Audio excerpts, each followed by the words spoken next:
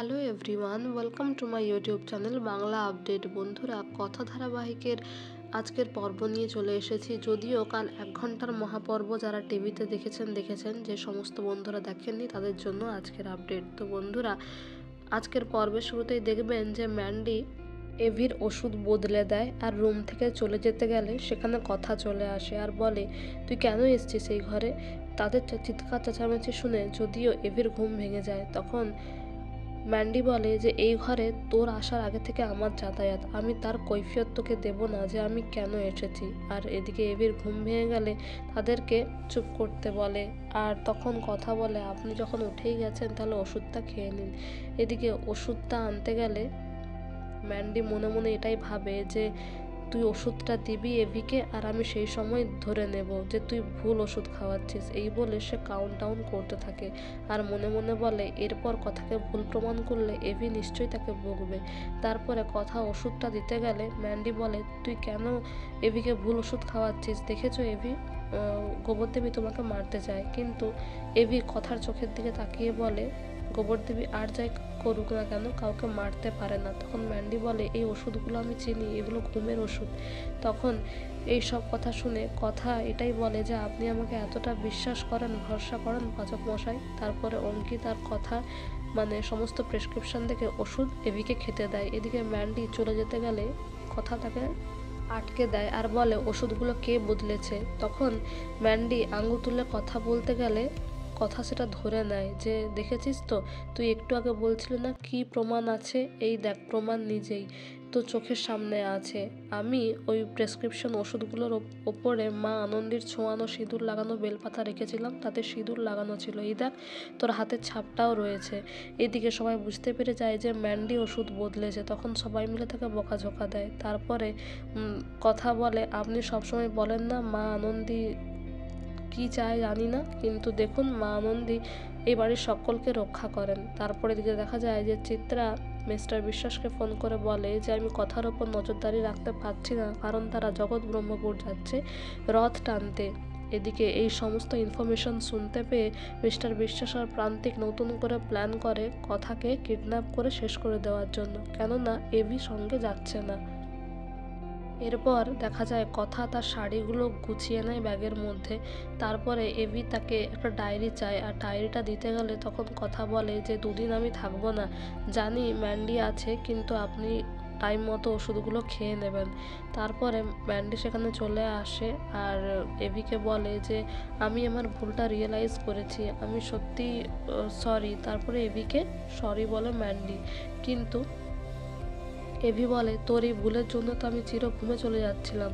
তারপরে দুজনের মধ্যে একটু ম্যান্ডি আর কথার মধ্যে আরও তর্ক বিতর্ক হয়। কথা ওয়ার্ন করে ম্যান্ডিকে যে পাচক মশাইয়ের যদি কিছু হয় আমি কিন্তু সব দক্ষ লাগিয়ে দিব। তখন ম্যান্ডি বলে, দেখেছো এভি, সবসময় গোবরদেবী আমায় অ্যাটাক করে। তারপরে কথা এসে এভির কাছে বসে আর বলে, আপনি সময় মতো ওষুধগুলো খেয়ে দেবেন, নিজের খেয়াল রাখবেন। এভিও কথাকে বলে নিজের খেয়াল রাখতে, কেননা সেটাও জানায় যে আমি কিন্তু তোকে বাঁচাতে ওখানে থাকবো না। এরপরে দেখা যায় কথা এবং গুহ পরিবারের আরও অনেকেই জগৎ ব্রহ্মপুর যায় এবং সেখানকার বাড়িতে রথের আয়োজন করা হয়।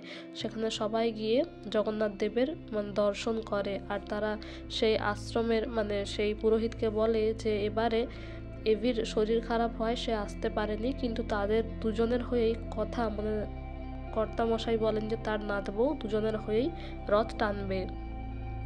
অপরদিকে গুহবাড়িতে দেখা যায় যে নীলাদ্রি এভির জন্য তাদের বাড়ি থেকে ফল নিয়ে আসে আর ম্যান্ডিকে বলে, আয়া দিদিমণি এগুলো একটু পাচক মশাইকে সময় মতো খাইয়ে দেবেন।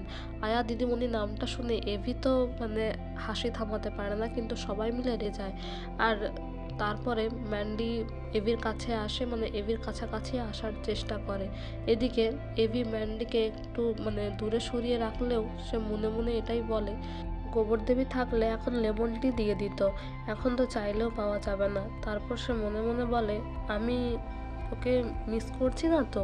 তারপরে এদিকে ম্যান্ডি এভির কাছে আসে আর বলে, আমি তোমায় কিভাবে হেল্প করতে পারি বলো এভি। তখন এভি বলে, ঠিক আছে তুই আমার একটা শার্ট বের করে দে মিটিংয়ের জন্য। এরপর ম্যান্ডি এভির শার্টটা চেঞ্জ করিয়ে দিতে চায়, কিন্তু এভি ম্যান্ডিকে আটকায় আর বলে, তুই বাইরে গিয়ে ওয়েট কর, আমি নিজে পরে নেব।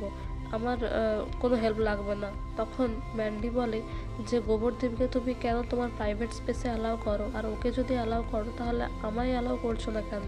তারপর ম্যান্ডি সেখান থেকে চলে গেলে এভি মনে করে মানে তার আর কথার কিছু মুহূর্ত মনে করে, আর মনে মনে এটাই বলে সত্যিই তো আমি কেন আমার প্রাইভেট স্পেসে কথাকে অ্যালাউ করি।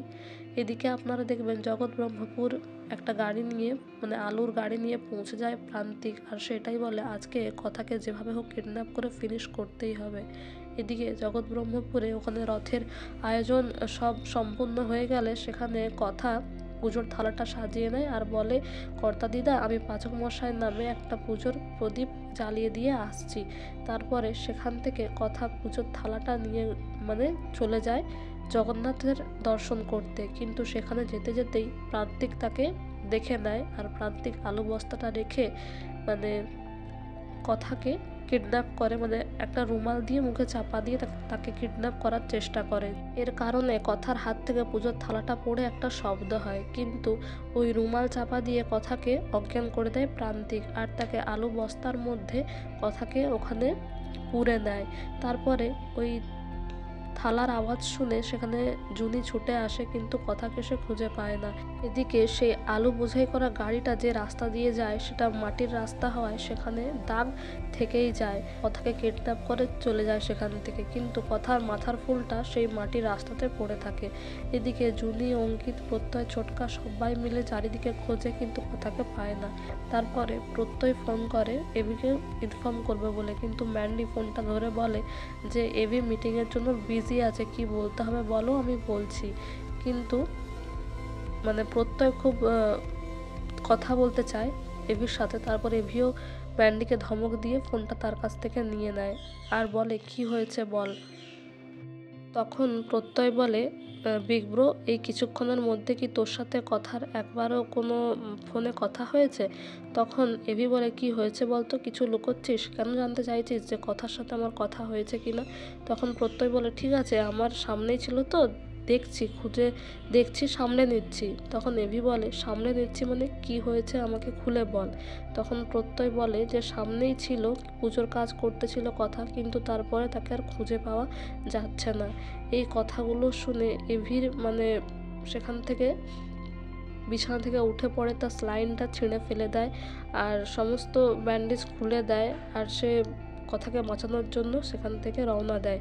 ম্যান্ডি তাকে আটকালেও এভি বলে যে গোবরদেবীকে বারবার অ্যাটাক করা হচ্ছে, সি ইজ ইন ডেঞ্জার, আমাকে যেতেই হবে তাকে বাঁচাতে। এরপর এভি দৌড়ে যায় তার গাড়ির কাছে আর বলে তুই সবসময় অন্যের বিপদে ঝাঁপিয়ে পড়িস, আমি তোকে বাঁচাবই, আমি তোর পাশে থাকবই।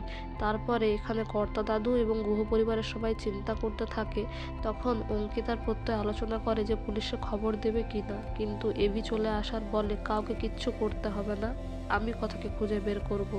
তারপরে এভিকে সেখানে দেখে সবাই প্রথমে অবাক হয়ে যায়, কিন্তু এভি জুনি বাকিদের সাথে গিয়ে দেখে যে কোথায় লাস্ট কথাকে দেখা গিয়েছিল। তারপর সেখান থেকে কোনো ক্লু খোঁজার চেষ্টা করে, কিন্তু কোনো ক্লু না পেয়ে সেখানকার এক লোককে জিজ্ঞাসা করে এবং সে বলে যে এখানে ভাড়ার ঘরের দিকে কতগুলো লোক আসছিল আলুর বস্তা নিয়ে, কিন্তু তাদেরকে আর দেখা যাচ্ছে না। তখন এভি বুঝতে পারে যে তারাই কথাকে কিডন্যাপ করে নিয়ে গেছে। তারপর তারা খুঁজতেও বেরিয়ে পড়ে, আর রাস্তায় কথার মাথার একটা ফুল খুঁজে পায় এভি। সে বুঝতে পারে ওখান থেকেই কথাকে কোথাও নিয়ে যাওয়া হয়েছে। তারপর অগ্নিভ বলে যে জুনি তুমি শান্ত হও, আমি কথাকে ফিরিয়ে আনবই। এইদিকে আগামী পর্বে দেখবেন কথাকে কোনো একটা স্টোর রুমের মধ্যে মুখ বন্ধ করে আটকে রাখা হয়েছে, আর প্রান্তিক বলে ওর কাছ থেকে জানতে হবে যে শঙ্কুর ডায়েরি থেকে ও কী কী জানতে পেরেছে, তারপরে ওকে ফিনিশ করে দিতে হবে। এদিকে সেই রাস্তা ধরে এভি, প্রত্যয়, অঙ্কিত তারা আসে, আর সে বস্তির মধ্যে সবাই মানে কথাকে খুঁজতে থাকে। তো বন্ধুরা আগামী পর্বে কী হতে চলেছে জানতে হলে অবশ্যই আমাদের সঙ্গে যুক্ত থাকুন। আর thank you so much for your valuable time. Thank you for watching the video.